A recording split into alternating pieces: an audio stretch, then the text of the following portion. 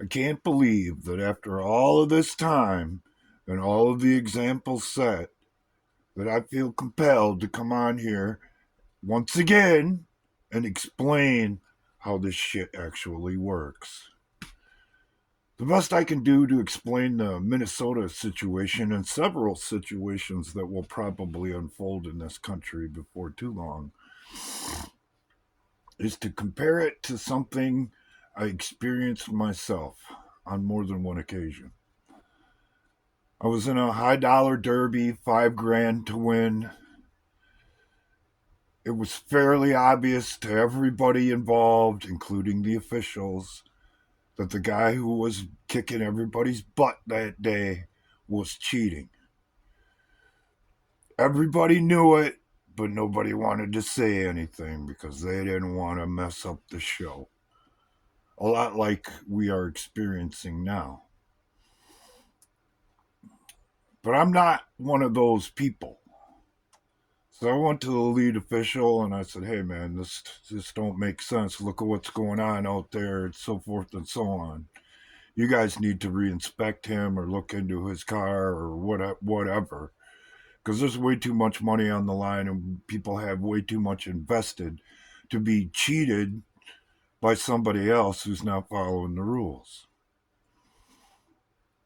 And lo and behold, he actually listened.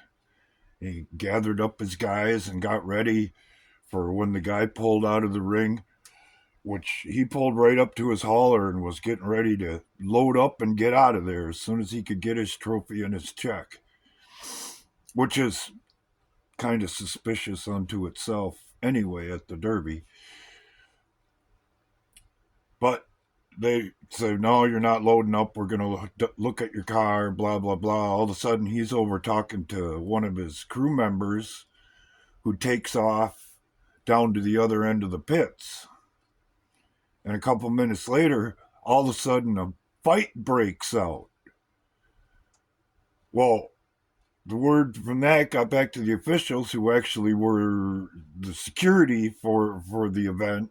So all of a sudden, they're running down to the other end of the pits as the guy who cheated to win is collecting his check and his trophy and loading up his car and going home.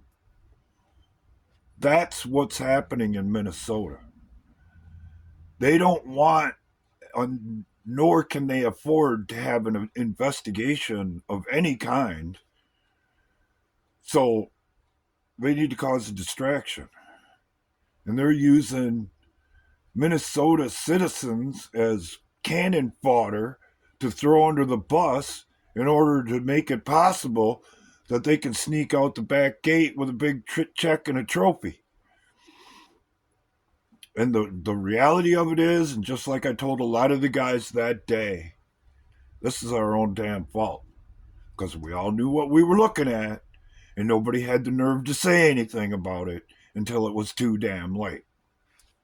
There's only one way out of this, and that's to stop accepting being lied to stop saying, "Oh, that's just the way it is, and there ain't nothing that can be done about it."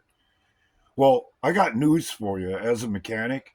If there's nothing that can be done about it, that means it's junk. And you're prepared to move on to the next system, which they've already shown to all of us, or at least wise the people who have been paying attention, and should realize that that's the last place we should want to go.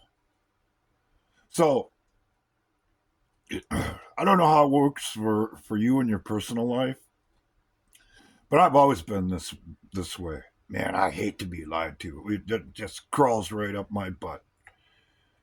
And I will do and say things that are completely unpopular that nobody wants to hear because that happens. Tough shit. It's the only way you're ever going to get the truth. Because if we sit back and accept the bullshit they feed us, that's only like saying, "Please load up another plate and feed us another pile of bullshit." So stop looking at events as they are on the surface. Start thinking about how you would motivate or divert attention away from what actually needs to be looked at. And a lot of what you're seeing will make a hell of a lot more sense, especially moving forward.